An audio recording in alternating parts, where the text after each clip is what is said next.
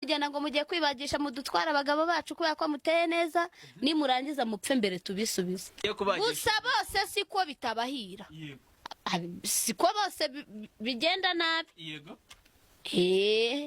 No, kimwe mu bisubizo ibi bintu bishobora kuzatanga, hari abagore b'abaherwe baba mu miryango ifite amafaranga, bagiraga gutya bakanga konsa abana babo kugira ngo amabere yabo atagwa.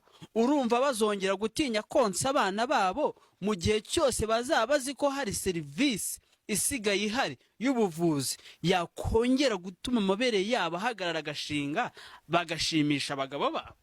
Icyo gishoshwe se uri kuvuga ngo kitonse umwana ngo ibere ritagwa, utekereza ko umuntu wanze kwiyongereza umwana ngo ari gushyigikira ibere rye azemera kujya gutanga ayo mafaranga yo kwibagisha ngo ni kujya yonsa umwana? Hari abantu bababyara ukagiye babanyaye.